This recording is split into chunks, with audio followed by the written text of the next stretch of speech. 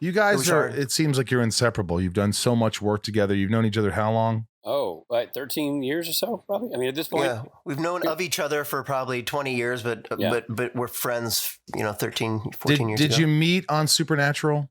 Well, there's a story there because I had seen Rob Benedict's work on television and in film and thought he was a really talented guy. And he's one of those dudes that I would see at auditions, right? Because we're kind of the same category of guy. Both hunks. So both hunks. And it would be us. It'd be Dean Cain, the huge.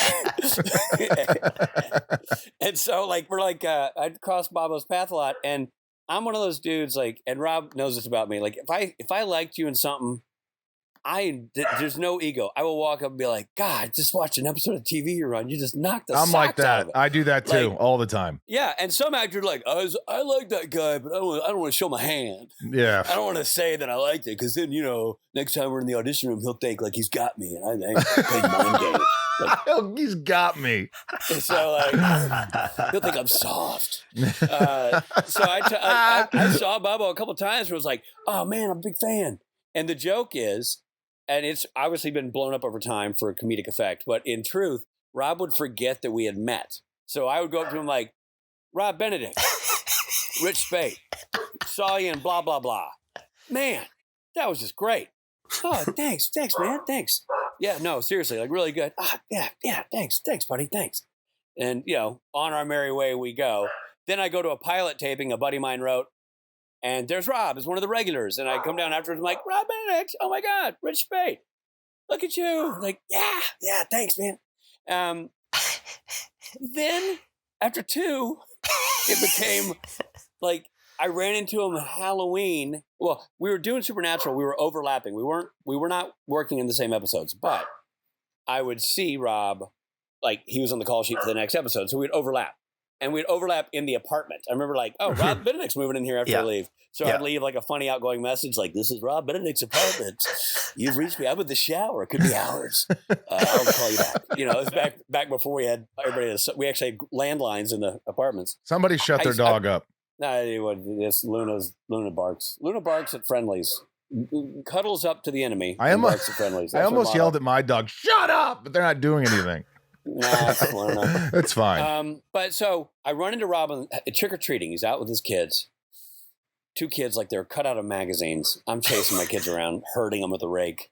And Robbie, he's there. And I'm like, Rob, hey. Rich Speight. And he goes, hey, man. With that look of, I don't know who you are. That clear, glazed over. I'm like, Rich.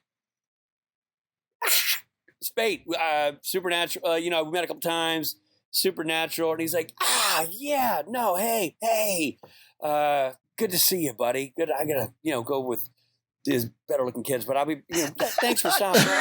And not true. Go with these better looking kids. That led up to this time. I was at the Grove. No, Arclight. Jesus, Arclight. Rob, how could you forget his face? None of this is true. None of this is actually true.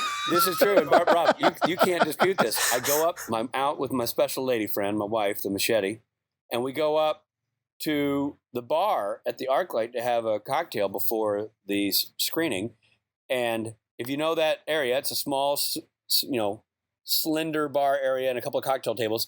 And we sat down at one end, and at the far end, I see a young Rob Benedict and his wife Molly out for a date night themselves. And I'm like, oh, there's that guy, Rob Benedict, and his wife on a date night. Neat. And I go to the bar and I order a drink. And he goes, hey, are you that guy from Supernatural? I'm like, yeah, I'm that guy. And he looks over, he goes, isn't that guy also from Supernatural? I'm like, yeah, that's Rob Benedict. He's also in Supernatural. And the guy's like, oh, why aren't you guys talking to each other? As he's turning over here.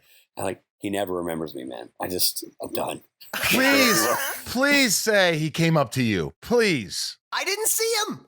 You didn't? I didn't see him. That was it, man. I didn't see him. I confided in the bartender. I didn't see him. A pat on the back. I remember, see, my side of that whole story is that I remember Rich Speight. Rich Speight was really, he booked 80,000 commercials back in the day. And so when I used to do a lot of commercial auditions, he was always in the waiting room. And I remember, if he was there, you're fucked. He had the job. But So I just kind of knew who he was, and he was also just really nice, and he was a nice guy. So you couldn't hate on him. So I just kind of knew his face. I remember meeting him at that pilot taping, and I remember him at Halloween. I had actually 2 young children, beautiful as they may be. They're, as you well know, Rich, a lot of work. So it was a little more like, oh, hey, man, I got to run with the kids. Hey, nice seeing you. Right, Which right. wasn't enough for old Richie. Wasn't enough. Wasn't enough. I remember you looked at my kids. You go, "Those your kids?" Oh, That's not sorry, bro. true. Poor you, That is not- Richard Speight. Hey,